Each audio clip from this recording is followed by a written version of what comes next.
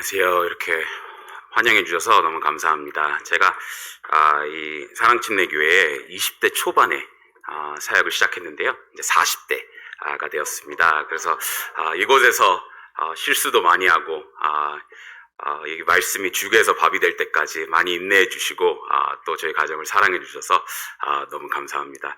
저희 랭캐스터 침례교회 한인사역은 올해 15주년을 기념하게 됩니다. 아직 저를 적응하시는 시간이고 또 어떻게 보면 저를 배워가고 저도 또 성도님들을 배워가는 그런 단계에 있습니다. 많은 기도와 또 어떻게 보면 그잖아요. 같은 믿음의 그런 교회들이 미국 사방에 있다는 거는 축복입니다. 그죠? 저희가 어디를 방문했을 때 이 믿음을 타협하지 않고 같은 믿음, 또 이 같은 교리를 가지고 지켜가는 그런 교회에 또 찾아가 격려하고 또 예배를 참석할 수 있다는 것은 언제나 축복인 것 같습니다. 그래서 저희의 기도가 언제나 배운 대로 가르치자, 배운 대로 유지하자라는 마음으로 사역을 지금 열심히 하고 있습니다. 저희는 이제 떠난 지 저희가 이제 거의 2년이 돼 갑니다. 벌써 이렇게 시간이 오래되지 않은 것 같은데 언제나 아이들을 보면 그죠? 아이들을 보면 시간이 좀 됐구나 라는 걸 깨닫게 됩니다. 저희 모세는 이제 6학년이 됩니다. 이제 6학년이 돼서 벌써 뭐 유th 컨퍼런스나 아니면 이런 이벤트들을 좀 이제 뭐 캠프나 팀 캠프 같은 걸 좀 탐내며 이렇게 기대하고 있습니다. 그리고 매튜는 여전히 이렇게 딱 자라가며 또 이렇게 잘 성장하고 있습니다. 그래서 하나님의 축복에 언제나 감사드리며 또 저희가 이렇게 함께 할 수 있음에 언제나 또 주님께 감사를 드립니다. 저희 시간 하나님 말씀 마태복음 9장 36절에서 38절의 말씀을 함께 보겠습니다. 마태복음 9장 36절에서 38절의 말씀, 오늘 예수님의 눈으로 세상을 보라라는 제목으로 오늘 말씀을 보겠습니다. 그럼 저희가 한 목소리로 앉아 계신 그 자리에서 저희가 한 목소리로 36절부터 38절까지 이 말씀을 읽어보겠습니다. 그럼 36절부터 함께 보겠습니다. 무리를 보시고 민망히 여기시니 이는 저희가 목자 없는 양과 같이 고생하며 유리함이라. 이에 제자들에게 이르시되 추수할 것은 많되 일꾼은 적으니 그러므로 추수하는 주인에게 청하여 추수할 일꾼들을 보내어 주소서 하라 하시니라. 아멘. 잠시 기도하고 오늘 말씀 보겠습니다. 하나님 아버지, 저희에게 귀한 말씀을 주셔서 감사합니다. 주님, 저희가 이 예수님의 눈으로 이 세상을 본다는 것이 무슨 의미인지 저희가 또 말씀을 통해 공부하고 또 묵상할 때 주님께서 성령님을 통하여 저희의 마음을 준비시켜 주시고 주님, 저희가 그냥 지식적으로만 이해하고 돌아가는 것이 아니라 성령님의 인도하심에 따라 저희가 이해하고 품고 또 저희가 순종하는 그런 시간이 될 수 있도록 주님께서 저희 마음속에 소중히 또한 역사하여 주시옵소서. 이 모든 말씀 예수님 이름으로 기도했습니다. 우린 모두 이 세상을 바라보는 자기만의 시선을 가지고 살아갑니다. 그래서 이 남편과 아내가 이 처음으로 부부가 되는 그 순간에도 저희는 서로 배워가는 과정을 지나가게 되죠. 그래서 맨 처음엔 어떻게 보면 그 조율의 시간이 필요합니다. 아내가 이런 걸 선호하는구나, 또 남편이 이런 걸 싫어하는구나를 배워가는 그런 시간을 보내게 됩니다. 또 아이들은 어떻습니까? 어떻게 보면 저희가 아이들이 아주 어린 나이에서 조금 성숙해진다, 그런 시기를 지나갈 때 또 깨닫는 것이 무엇이냐면 아이들 또한 부모의 마음을 배우는 그런 시기를 지나가게 됩니다. 아이들이 엄마는 이런 걸 원하셨구나, 그죠? 그래서 그 정도를 이해하게 되면 저희가 우리 아이가 조금 성숙해졌구나, 그죠? 자기만 바라보는 거에서 이제 다른 사람도 어떻게 보면 부모님의 마음도 조금은 이해하는구나를 깨닫게 됩니다. 그런데 이 시선은 우리가 살아온 환경과 경험, 그리고 지금 무엇을 가장 중요하게 여기느냐에 따라 이게 달라진다는 것입니다. 누군가는 세상을 성공을 향한 경쟁의 무대로 봅니다. 그래서 사람을 만날 때마다 이 사람이 나에게 어떤 기회를 줄 수 있을까, 또는 내 삶에 무엇에 도움이 될 수 있을까를 먼저 계산하면서 어떻게 보면 이 관계는 수단이 되고 삶은 끝없는 경쟁 속에 지쳐가는 그런 모습들을 보게 되죠. 또 누군가는 세상을 위험하고 불안한 곳으로만 바라보게 됩니다. 하루에도 수십 건씩 들려오는 그런 사건, 사고, 또는 뉴스에서 쏟아지는 그런 폭력과 부패 속보는 믿을 사람 없다, 이 세상은 갈수록 악해진다라는 그런 생각을 심어주게 됩니다. 그래서 자연스럽게 세상과 사람들을 피하고 단절하고 무관심해지는 그런 모습 또한 저희가 보게 됩니다. 또 어떤 사람은 세상을 즐기고 소비하는 공간으로만 보는 경우도 있습니다. 그래서 시간과 돈, 에너지를 오직 자기 만족을 위해 사용하게 됩니다. 이 인생의 중심은 내가 얼마나 편한가, 즐거운가에 달려있고 다른 사람의 영적인 상태나 영혼의 필요에는 관심조차 없는 경우도 있습니다. 그리고 이처럼 세상을 어떻게 보느냐는 단순한 시각의 문제가 아닙니다. 그 사람의 삶의 방향과 결정, 이 관계와 태도까지 좌우하는 그런 중요한 기준이 됩니다. 그래서 우리는 이런 시선을 세계관이라고도 이야기하죠. 그죠? 때로 사람들이 세계관을 이 정치적으로 보는 경우도 있습니다. 좌파, 우파에 따라서 나는 세상을 다 그렇게 보는 경우도 있죠. 하지만 저희가 믿는 세계관은 어떻습니까? 저희는 성경적인 세계관을 믿게 됩니다. 그죠? 저희가 어떻게 보면 한국 사람으로서 갖게 되는 세계관도 있고 어떻게 보면 이민자로서 보게 되는 그런 시선도 있지만 이 모든 것을 벗어나 우리에게 중요한 것은 성경적인 세계관, 성경이 나에게 무엇을 가르치는가 가장 중요하다라고 믿습니다.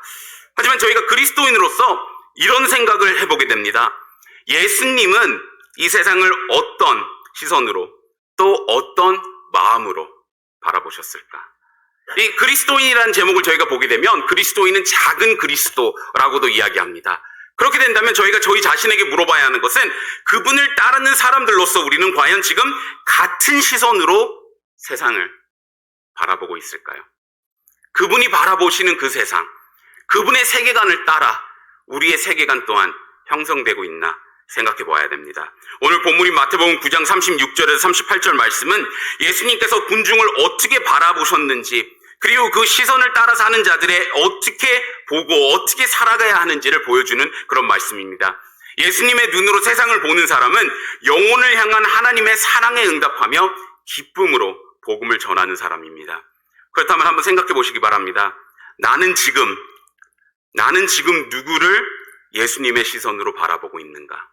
나는 지금 누구를 예수님의 시선으로 바라보고 있는가? 이 예수님의 눈으로 세상을 본다는 것은 단순히 사람을 마음에 품는 것으로 멈추지 않습니다. 이 예수님의 시선으로 세상을 보는 사람은 잃어버린 영혼을 향한 하나님의 사랑과 아픔을 함께 느끼게 됩니다. 그리고 그 마음은 자연스럽게 무릎을 꿇는 것으로 이어지게 되죠.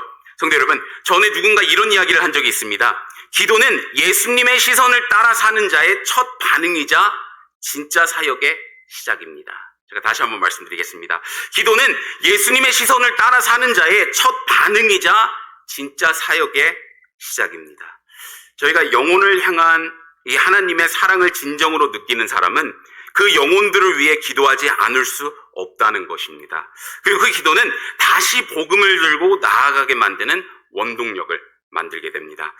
이와 관련해서 영국의 복음 전도자였던 레너드 레이번 힐은 이런 도전적인 말을 한 적이 있다고 합니다. 자신의 기도 생활 이상으로 위대한 사람은 없습니다.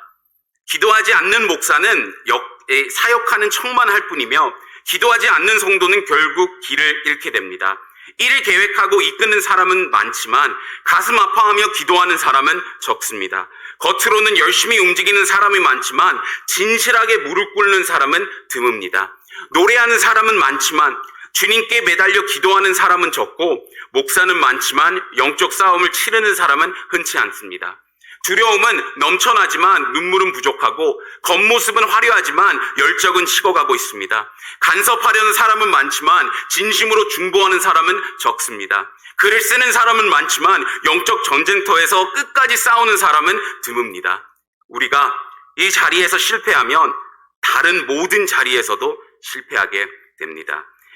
어떤 이는 지식, 심지어 성경 지식에 대한 갈망을 가지고 공부할 수 있지만 기도는 오직 하나님을 향한 영혼의 갈망에서 나옵니다. 이 레이번 힐 목사의 이 도전 앞에서 우리의 마음에 이런 질문이 남습니다. 나는 지금 잃어버린 영혼들을 위해 얼마나 무릎을 꿇고 있는가? 나는 정말 이 세상을 예수님의 눈으로 바라보고 있는가? 하나님께서 그토록 귀하게 여기시는 영혼들을 향한 시선, 오늘 우리의 마음은 얼마나 닮아가고 있는가? 곧 다가오는 이 멕시코 단기 선교를 준비하시며 직접 참여하시든 아니면 기도와 또한 재정으로 함께 하시든 우리 모두가 예수님의 마음으로 세상을 보고 그의 부르심에 응답하는 그런 또 특별한 기회가 되기를 소망합니다. 하지만 이 사명은 단기 선교팀만에게만 주어진 것은 아닙니다. 이 복음을 향한 부르심은 이 자리에 있는 우리 모두에게 주신 하나님의 명령이라는 것입니다. 오늘 말씀을 통해서 예수님의 눈으로 세상을 본다는 것이 무엇을 의미하는지 세 가지 중요한 진리를 함께 나누고자 합니다. 제가 첫 번째 보게 되는 것은 예수님의 눈으로 세상을 보면 영혼의 아픔이 보입니다. 예수님의 눈으로 세상을 보면 영혼의 아픔이 보입니다. 마태복음 9장 36절 말씀을 함께 보겠습니다. 보시면 무리를 보시고 민망히 여기시니 이는 저희가 목자 없는 양과 같이 고생하며 유리함이라 라고 합니다. 이 말씀에서 우리는 예수님의 시선을 발견하게 됩니다. 이 예수님의 눈으로 세상을 본다는 것은 단순한 감정적인 연민이나 동정이 아니었습니다. 예수님은 많은 무리를 바라보셨고 단순히 군중이나 숫자가 아니라 한 사람 한 사람의 영혼의 상태를 보셨던 것입니다. 그분은 그들의 겉모습이나 상황이 아닌 내면에 지쳐있는 모습과 방황 그리고 외로움을 보셨습니다. 본문엔 이 민망히 여기시니라는 그런 표현으로 예수님의 반응을 전하게 됩니다. 여기 사용된 이 헬라어 스프랑크님 조마이는 단순한 연민이 아니라 속이 뒤틀릴 정도로 깊은 긍휼과 고통의 감정을 나타내는 표현이라고 합니다. 결국 그 말은 예수님은 그들을 불쌍히 여긴 것이 아니라 고통 속에서 함께 아파하셨다라고 이야기할 수 있습니다. 고통 속에 함께 아파하셨다. 왜 예수님은 그토록 깊은 마음으로 느끼셨을까요? 성경은 그 이유를 이렇게 설명합니다. 그들이 목자 없는 양과 같이 고생하며 유리함이라. 양은 스스로 길을 찾지 못하고 목자의 인도 없이 쉽게 지치고 헤매게 됩니다. 그리고 그 당시 유대 백성들도 마찬가지였습니다. 이 종교적인 이 틀은 있었지만 그 안에 진정한 영적 돌봄은 없었습니다. 바리새인과 율법학자들은 이 사람들에게 율법의 무게만 더할 뿐 그들의 영혼을 인도하거나 위로하지는 못했습니다. 예수님께서 계셨던 그 갈릴리 지역은 예루살렘에서 멀리 떨어진 이 변방이었고 많은 사람들이 영적 돌봄 없이 이 깊은 외로움 속에서 살아가고 있었습니다. 이 상황에 관해 에스겔은 에스겔서 34장 5절에 이렇게 설명합니다. 목자가 없으므로 그것들이 흩어져서 모든 들짐승의 밥이 되었도다 라고 합니다. 하나님은 이스라엘의 이 지도자들이 양을 돌보지 않고 버려두었다고 말씀하시며 직접 참된 목자가 되어 이 잃어버린 자들을 찾으시겠다라고 약속을 하십니다. 그리고 예수님은 바로 그 예언의 성취로 오신 것입니다. 누가복음 19장 10절에서 예수님은 잃어버린 자를 찾아 구원하려 함이니라 라고 하십니다. 또 저희가 요한복음 10장 11절 말씀을 보게 되면 나는 선한 목자라 선한 목자는 양들을 위하여 목숨을 버리거니와 라고 또 말씀하시죠. 이 예수님의 시선은 언제나 영혼을 향해 있었고 그분은 이 표면적인 모습이나 아니면 이 사회적인 지위가 아닌 그 사람의 내면, 그 영혼의 상태를 바라보셨던 것입니다. 그리고 오늘날 우리에게도 같은 질문이 필요합니다. 우리는 사람을 볼 때 무엇을 먼저 보나요? 그 사람의 말투, 태도, 성격? 때론 그럴 때도 있죠. 저희가 어떻게 보면 첫 번째 처음 만난 이후에 이 사람이랑은 나랑 잘 안 맞아. 그렇게 생각하신 적 있습니까? 이 사람은 아니야. 이 사람도 복음이 필요하겠지만 다른 사람이 이 사람이랑 조금 더 성격이 맞는 사람이 나랑은 아니야. 그죠? 왜냐면 저희는 때로는 저도 포함되어 있죠. 사람들을 보통 말투, 태도, 성격으로 보기 때문입니다. 그래서 잘 맞는다, 잘 맞지 않는다의 의견이 나오게 됩니다. 혹시 외모나 아니면 또 배경만으로 그 사람을 판단하거나 거리를 두고 있는 경우도 있진 않습니까?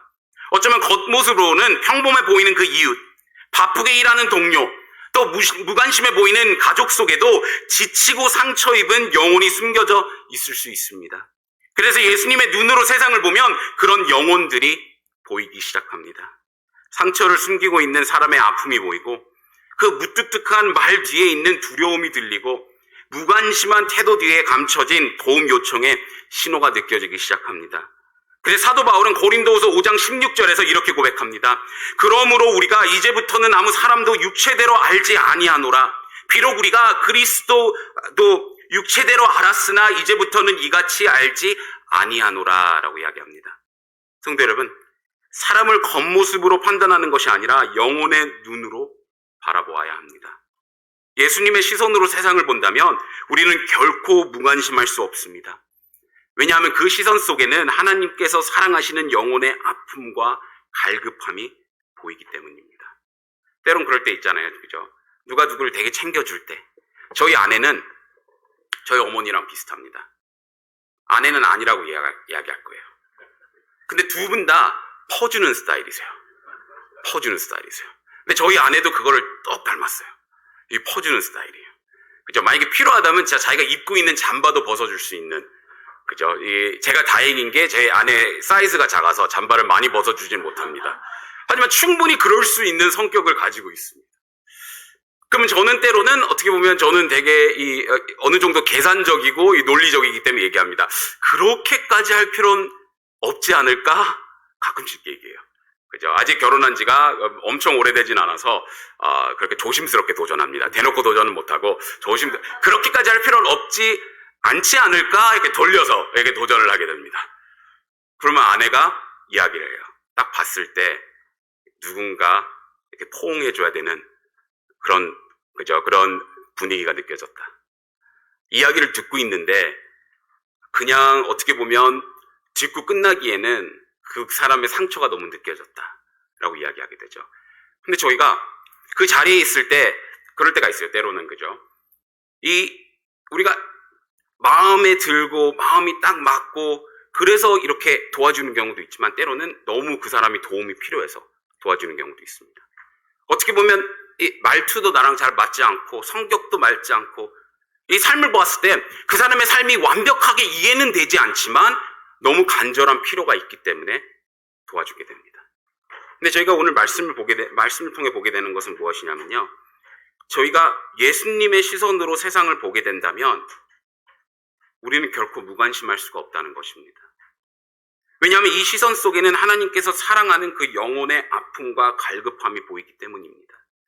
그래서 하나님께서 그 사람을 사랑한다면 우리의 섬김과 품어줌을 받을 만한 자격이 있다는 것입니다. 그죠?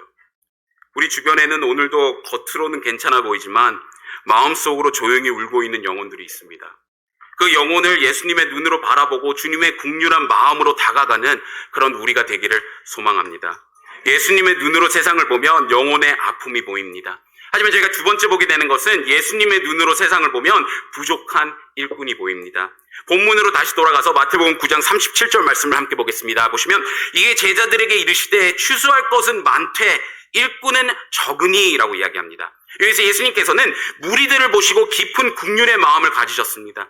그리고 단순히 안타까워하신 것이 아니라 제자들을 바라보고 말씀하게 되십니다. 추수할 것은 많되 일꾼은 적다라고 이야기합니다. 그죠?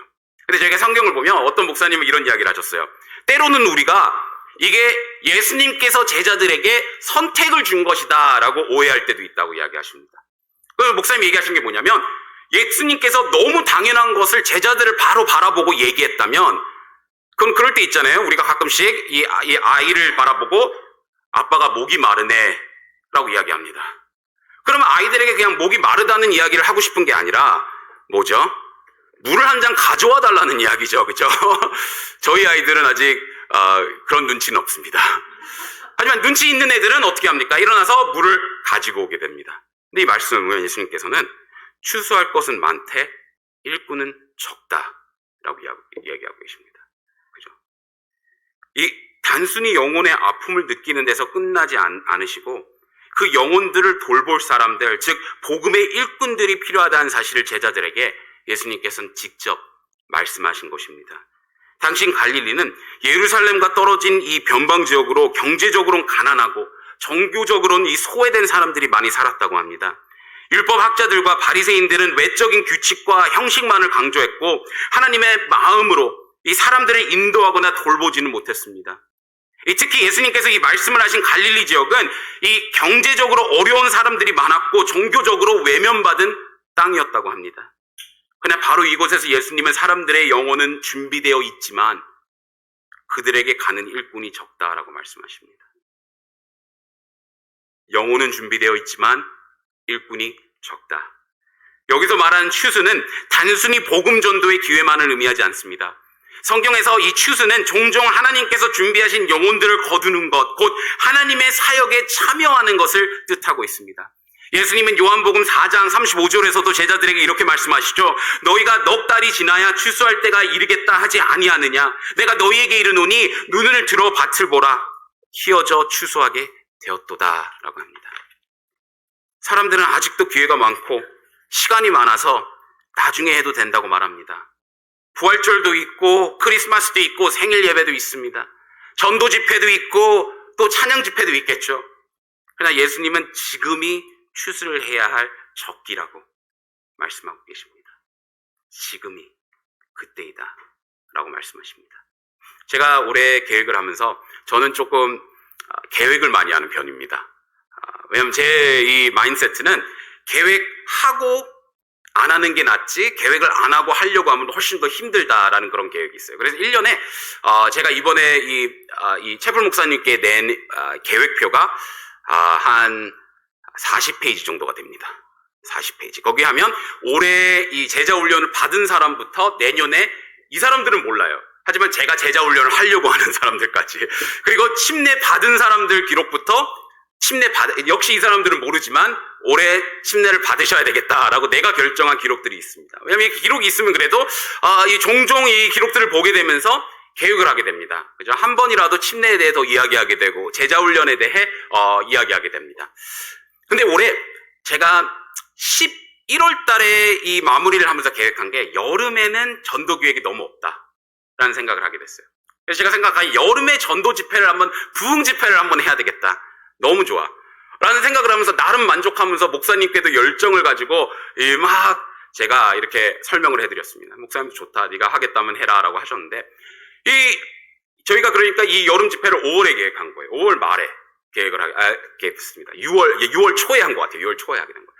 근데 갑자기 5월 초가 됐는데 갑자기 성도들이 한국을 가기 시작하는 거예요. 내가 계획하기에는 이렇게 빨리 안 오실 것 같은데 이 부흥 집회는 오고 한국을 가시는 거예요. 그리고 갑자기 이 여름 베케이션이 잡히기 시작하시면서 막 성도들이 사라지기 시작하시는 거죠. 그죠? 이 목사의 그죠? 1년에 한 번 가시는 걸 가지 말라고 할 수는 없잖아요. 그죠? 그래서 조심히 잘 다녀오세요. 건강하게 돌아오세요. 라는 미소 뒤에는 이 깨어지는 마음 아시죠? 이 조급함과 그죠? 이게 제가 또 이 담임 목사가 아닌지라 이 목사님께서 물어보시면 뭐라고 하지?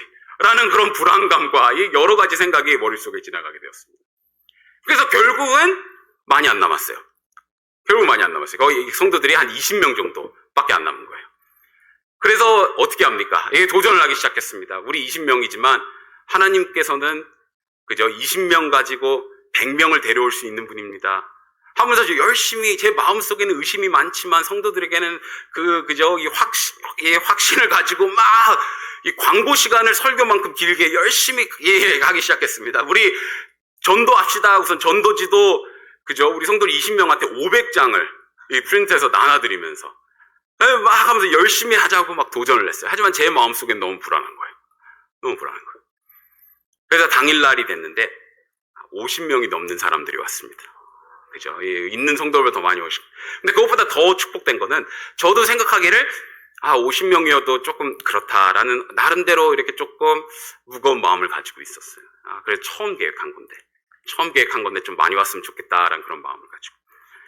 근데 이 후에 친교 시간에 어떤 분이 같이 앉아서 복음에 대해 이야기하기 시작하는 거예요. 복음을 나눌 기회가 있는 거예요. 보통 예배 때는 초청 시간을 하면 반응을 안 하시는 경우가 많아요. 근데 후에 이렇게 복음을 나누고 하면서 제가 깨달은 게 이 이유 때문에 하나님께서 이걸 허락하셨구나. 저는 벌써 그 예배가 끝날 때부터 몇 달로 바꾸면 사람이 많이 올 수 있을까를 계산하기 시작했습니다. 이게 언제 해야 되지? 4월에 해야 되나? 그죠? 근데 부활절이 있잖아요, 4월에는. 그죠? 그래서 내 생각이 아닌가? 돌아올 때 9월에 해야 되나? 하면서 나름 막 조급해하며 계획을 하기 시작했는데 하나님께서는 영혼을 위해 하는 것이다. 그걸 보여주셨다는 것입니다. 예수님께서 일꾼이 적다라고 말씀하시며 우리에게 부담을 주기 시작하십니다. 이 진단은 단지 1세기 갈릴리에만 해당되는 말씀이 아닙니다. 지금 이 세대의 교회와 우리에게도 그대로 적용됩니다. 우리는 자주 이 어떻게 보면 전도는 그런 특별한 사람의 사명이다, 혹은 내 성격은 전도에 잘 맞지 않아 라고 말하며 한 걸음 물러서는 경우도 있습니다. 또 언젠가는 하겠지, 다른 누군가가 할 거야 라고 미루기도 합니다. 그러나 예수님은 이 말씀을 목회자나 선교사에게만 하신 것이 아니라 당시 그분을 따르던 모든 제자들에게 말씀하십니다. 그 말은 오늘날 예수님을 따르는 우리 역시 그 제자들과 동일한 부르심을 받은 사람이라는 것입니다. 예수님의 제자라면 누구나 복음을 들고 가야 할 사명을 함께 받은 자입니다. 그 사명을 주셨다는 것입니다. 로마서 10장 14절에서 15절 말씀은 이렇게 기록합니다. 그런즉 저희가 믿지 아니하는 일을 어찌 부르리요? 듣지도 못한 일을 어찌 믿으리요? 전파하는 자가 없이 어찌 들으리요? 보내심을 받지 아니하였으면 어찌 전파하리요? 기록된 바 아름답도다 좋은 소식을 전하는 자들의 발이여 함과 같으니라 라고 합니다. 복음은 누군가가 가야 전파될 수 있습니다. 그리고 들려져야 믿음이 생기고 믿음이 있어야 구원에 이르게 됩니다. 그 누군가는 바로 지금 이 말씀을 듣고 있는 우리 자신입니다. 우리는 매일 다양한 사람들과 만나고 여러 관계 속에서 살아갑니다. 성도 여러분, 겉으로는 아무 말 하지 않지만 마음 깊은 곳에서 이 하나님을 갈망하거나 진리와 소망을 간절히 찾고 있는 영혼들이 분명히 있습니다. 직장에서 함께 일하는 동료, 학교 친구, 바로 엿지 이유, 그리고 오랫동안 교회에서 또 멀어진 가족들이나 지인들, 하나님은 그들 안에서 이미 조용히 역사하고 계시다고 믿습니다. 이제 필요한 것은 단 한 가지죠. 그 영혼들을 향해 하나님의 마음에 순종하여 나아가는 일꾼이 필요합니다. 예수님의 눈으로 세상을 보면 단지 잃어버린 영혼들이 보이는 것에 그치지 않습니다. 그 영혼을 위해 하나님께서 나를 보내고 계신다는 사실도 함께 보이기 시작합니다. 그러나 마지막으로 저희가 오늘 말씀을 통해 보게 되는 것은 예수님의 눈으로 세상을 보면 내가 해야 할 일이 보입니다. 내가 해야 할 일이 보입니다. 마지막으로 38절을 함께 보겠습니다. 보시면 그러므로 추수하는 주인에게 청하여 추수할 일꾼들을 보내어 주소서 하라 하시니라 라고 합니다. 이 예수님은 제자들에게 추수할 것은 많지만 일꾼이 적다는 사실을 말씀하신 뒤에 곧바로 기도하라 라고 이야기를 합니다. 이 말은 단순한 안타까움이나 이 인식에서 멈추지 말고 이 하나님의 뜻에 반응하는 기도의 자리에 서라는 것입니다. 하지만 저희가 이 기도는 단순히 누군가를 보내주세요라고 부탁하는 기도가 아닙니다. 이 기도는 하나님의 마음을 이해하고 그 부르심 앞에 내가 그 일꾼이 되겠습니다라고 응답하는 자리라는 것입니다. 하나님은 영혼의 아픔을 보는 사람을 사용하시고 그 아픔을 안고 이 무릎 꿇는 사람을 통해 일하십니다. 실제로 마태복음 9장에서 기도의 능력을 보여주신 예수님은 이어서 10장에서 제자들을 이 복음을 들고 세상을 향해 나아가라 말씀하게 되십니다. 기도하라는 명령 다음에 곧 너희가 가라 라는 파송이 이어진다는 것입니다. 이것은 단순한 순서가 아니라 복음 사역의 영적인 원리입니다. 예수님의 마음을 제대로 알게 되면 먼저 사람들을 불쌍히 여기는 마음이 생기게 됩니다. 그러면 자연스럽게 그들을 위해 기도하게 되고 그 기도는 결국 우리로 하여금 복음을 들고 움직이게 만듭니다. 저희 교회에서 특송할 사람들이 필요했습니다. 그래서 제가 이 광고를 하면서 도전을 했어요. 항상 같은 분이 이렇게 하시다 보니까 특송을 좀 다양한 분이 하셨으면 좋겠다. 그리고 그저 나 말고 다른 사람이 했으면 좋겠다. 왜냐면 나는 벌써 이 앞에 올라와 있기 때문에 좀 돌아가면서 하면 좋겠다라고 하셨어요.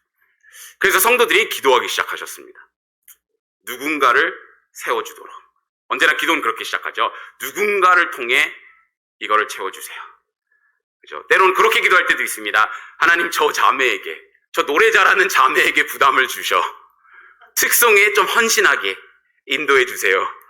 저 어떻게 보면 음악적으로 너무 이 탤런트가 많은 저 형제를 통해 채워주세요. 근데 몇 달 뒤에 이뤄진 게 뭐냐면 기도하시는 분들이 결국은 그 빈칸을 채우게 되시더라고요. 왜냐하면 필요를 알고 기도를 하게 되면 저희가 깨닫는 게 무엇이냐면요. 결론은 이것입니다. 내가 채워야 되겠다. 내가 채워야 되겠다. 그 부담을 느끼는 사람이 그 자리에 결국 서게 된다는 것입니다.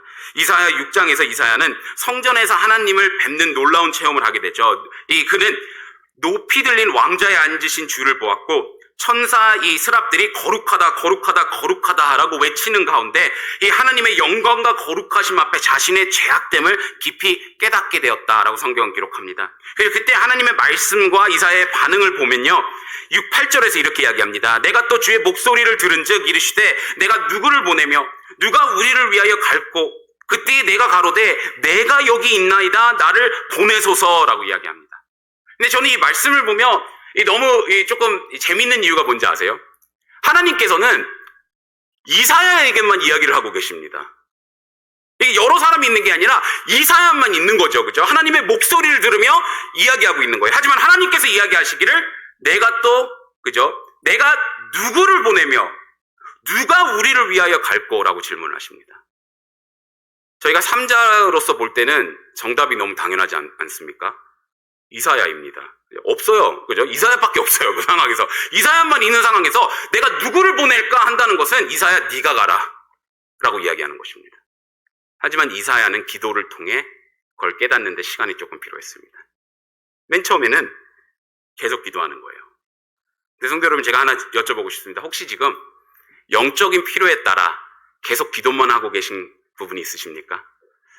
우리 한국학교에 선생님이 필요한데 아직 교사가 아니지만 기도만 하고 계시는 분 계십니까? 아마 하나님께서 부르시고 계신 것일 수도 있습니다. 그렇죠? 아니면 이게 특송이 진짜 더 많은 사람이 했으면 좋겠는데, 아니면 주본 하나 주는 거, 아니면 때로 그럴 때 있죠. 앞에 봤을 때 잔디가 너무 자랐는데 이런 거 누가 좀 채워줬으면 좋겠다. 누가 조금 섬겨줬으면 좋겠다. 그죠? 그런 부담이 있으시다면 하나님께서 저희 마음속에 역사하신다는 걸 저희가 깨닫게 되는 게 무엇이냐면요, 많은 대부분의 사람들은 그 부담도 없습니다. 그죠? 이게 전혀 부담이 없어요. 아무리 잔디가 길어도 부담이 없어요. 마음이 편하네요, 봐도. 그죠? 근데 때로 우리가 만약 계속 그 부담을 느낀다면 하나님께서는 우리 마음속에 역사하고 계신다는 것입니다. 하나님은, 이 하나님의 일은 단순히 능력이 있거나 꼭 모든 자격을 갖춘 사람을 통해 이루어지지 않습니다. 하나님은 그의 마음을 이해하고 그 부르심에 믿음으로 순종하는 사람을 통해 역사하신다는 것입니다. 이사야는 완벽한 사람이 아니었습니다. 그러나 그는 하나님의 마음을 깨달았고 그 마음 앞에 순종한 사람입니다. 성도 여러분, 하나님은 오늘도 그런 사람을 통해 일하기를 원하십니다. 오늘날에도 하나님은 동일하게 말씀하십니다. 누가 우리를 위하여 갈고, 누가 우리를 위하여 갈고. 그리고 그 부르심 앞에 우리가 이사야처럼 기도하며 고백할 수 있기를 바랍니다. 내가 여기 있나이다. 나를 보내소서. 멕시코 단기 선교 제가 가겠습니다. 이 낯선 언어와 문화가 있지만 스케줄상 조율도 필요하지만 복음을 기다리는 영혼들이 있기에 기꺼이 순종하겠습니다. 복음이 필요한 이웃에게 제가 전하겠습니다. 여러 번 망설였지만 이번에는 용기 내어 다가가 복음을 나눠보겠습니다. 제 자녀에게 믿음을 심는 일 제가 시작하겠습니다. 바쁜 일상 속에서도 말씀과 기도로 자녀의 마음에 하나님을 심는 일에 우선순위를 두겠습니다. 이런 영적인 갈망이 있으십니까? 내가 해봐야 되겠다. 우리 교회에 그런 일을 하는 사람이 있으면 참 좋겠다가 아니라 내가 해봐야 되겠다. 내가 해봐야 되겠다. 근데 이런 마음을 가지게 되면 그건 사실입니다. 바빠져요. 그죠? 저도 이런 부담을 언제나 갖고 있다 보니까, 이 담당 사역자로서 갖고 있다 보니까 주일날 무지 바쁩니다. 그죠? 근데 제가 언제나 도전하고 기도하는 것은 무엇이냐면 다른 분들도 이런 기도를 하기 시작하시기를 위해 기도합니다. 그래서 언제나 도전할 때 이렇게 한번 해보시겠습니까? 라고 하지 않고 언제나 도전하는 게 조금 돌려서 얘기합니다. 저도 한번 기도해 보세요. 그죠? 한번 기도해 보세요. 이거에 대해서 우리 지금 아무도 없어서 제가 하고 있습니다. 하지만 한번 기도해 보세요. 이걸 가지고 한번 깊게 한번 기도해 보세요. 우리 몇 주 후에 다시 한번 누가 있나 한번 찾아봅시다. 라고 이야기합니다. 근데 진짜 기도하게 되면 하나님께서 우리를 사용하기를 원하신다는 것을 보게 됩니다. 제가 오랫동안 제 간증을 여러 번 들어보셨겠지만 전 자라면서 한 가지만 했습니다. 어떻게 보면 이 미래의 꿈을 이야기할 때 저는 항상 그 이야기를 했어요. 난 뭐가 돼도 상관없지만 목사는 안 되겠다. 그죠? 지금 그래서 뭐가 안 되겠다라고 이야기하고 계시다면 그만하세요. 하나님께서는 그걸 가볍게 생각하지 않으십니다. 그래서 제가 생각한 게, 목사라는 직업은, 언제나 좀 가난한 것 같고, 이게 또 항상 눈치 보는 것 같고, 그래서, 목사는 하면 안 되겠다라는 결정을 하게 됐어요. 그래서 이 대학 생활과 이렇게 어떻게 보면 미래를 계획하면서 그거 하나만 피했습니다. 신학교만 피했어요. 그러다가 돈을 벌러 캘리포니아를 갔다가 의도치 않게 이 컨퍼런스를 가게 되었습니다. 솔직히 말씀드리면 가기 싫다고 말씀드렸어요. 대놓고 그냥 여긴 가고 싶지 않다. 이 말씀을 3일 동안 듣는 곳이라고 하셔서 저녁마다 말씀이 2번 전해진다고 하셔서 이거는 아니다. 그래서 제가 일하러 갔었는데 그 주인분에게 제가 저 혼자 남아서 일하겠습니다. 제가 이곳을 진짜 지키겠습니다라는 그런 말씀을 드리면 저는 가지 않겠습니다. 근데 아니다. 가라고 말씀하시는 거예요. 그래서 가서 앉아서 말씀을 듣는데 하나님께서 제 마음속에 부담을 주기 시작하시는 거예요. 첫째 날을 버티고 내가 어떻게 보면 19년 동안 버틴 이 마음을 지금 이 순간에 이 교회에서 무너질 수 없다. 나는 목사가 되지 않겠다라는 마음으로 그냥 끝까지 버텼습니다. 근데 화요일 날 말씀을 듣는데 하나님께서 마음을 깨트리기 시작하시는 거예요. 하나님께서 너의 삶이 대단하면 얼마나 대단했다고 어떻게 보면 너 자신을 나에게 드리라라는 그 말을 그렇게 거부하냐라는 말씀을 드리는 거예요. 그래서 그것과 씨름하다가 예배 끝에 제가 기도 앞에 나가게 됐습니다. 그래서 어떻게 보면 이 수정된 간증으로는 진짜 멋진 기도를 했다고 말씀드리고 싶어요. 하지만 솔직한 간증은 앞에 나가 무릎 꿇고 하나님 제가 이 교회에서 쓰레기라도 버릴 수 있으면 쓰레기 버리겠습니다. 라는 기도를 하고 돌아왔어요. 되게 멋없는 기도잖아요. 그죠? 하나님 저를 진짜 다음에 D.L. 무디로 어떻게 보면 이 한국을 바꿔놓는 목사로 한번 사용해 보세요라고 멋지게 기도하고 나와야 되는데 목사님 제가 교회 돌아가서 쓰레기라도 주우라고 하시면 죽겠습니다라고 기도했어요. 그리고 돌아와가지고 이제 나름 학교를 다니고 있었는데 한 학기가 비게 되었습니다. 그래서 그 비는 학기에 신학교를 한번 가봐야 되겠다라는 결정을 하게 됐어요. 그래서 그 이야기를 하고 이 자리에서 이 예배당은 아니지만 성도님들 앞에서 제가 간증을 하게 되었습니다. 가겠다고 하나님께서 움직이셨다고. 그래서 후에 여러분 이렇게 축하해 주시고 힘든 결정했다 하면서 이렇게 막 격려를 해 주셨어요. 근데 이게 또 몇 주가 지나고 나니까 가기 싫은 거예요. 솔직히 말씀해.